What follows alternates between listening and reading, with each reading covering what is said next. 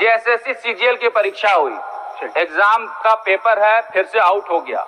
सरकार ने कहा कि ऐसी कोई धांधली नहीं हुई। बाद में फिर सरकार को सीजीएल की परीक्षाओं को रद्द करना पड़ा। दो मुख्य मांगे हम लोगों ने अध्यक्ष महोदय सरकार के समक्ष रखा।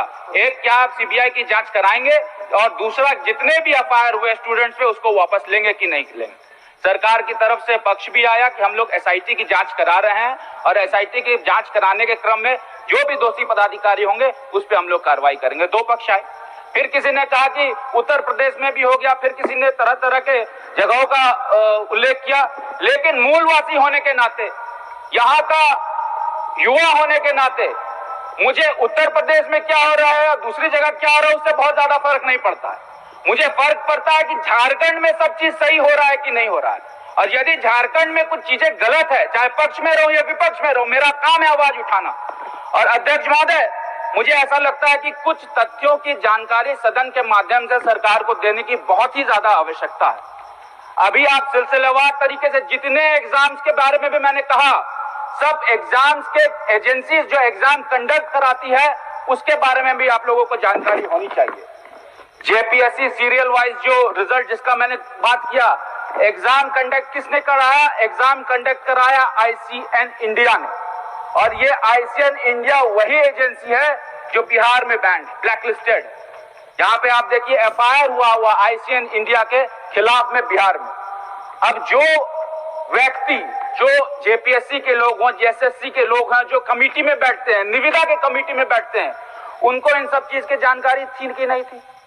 अगर थी तो क्यों फिर ऐसे एजेंसीज को यहां लाया गया? आईसीएन इंडिया, जेपीएससी ने कराया। उसके बाद कौन सा एग्जाम आया?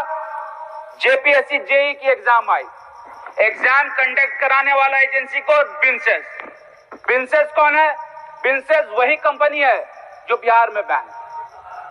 बिनसेस वही कंपनी है जो बिहार में बैन है। बिहार सिपाही परीक्षा, बिहार सिपाही परीक्षा में बिनसेस को बैन कर दिया गया।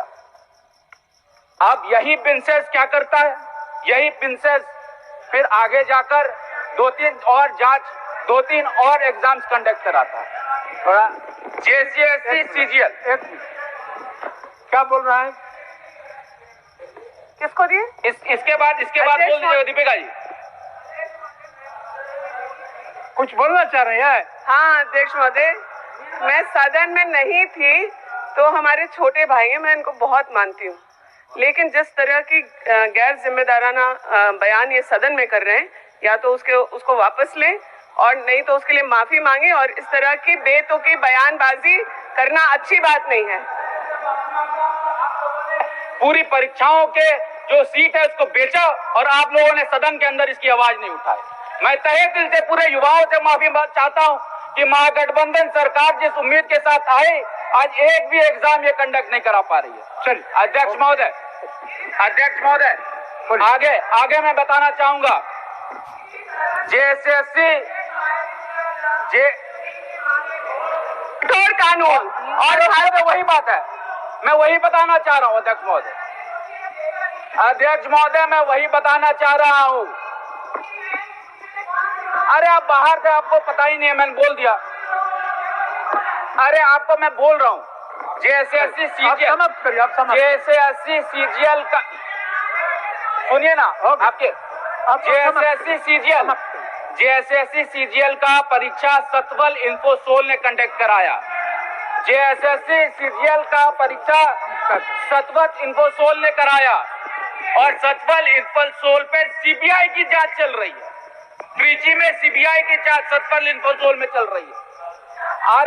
आरआरबी जेई की परीक्षा जिसने ली वो यही सतवल इन्फोसोल है जो कि थाने में बैन है।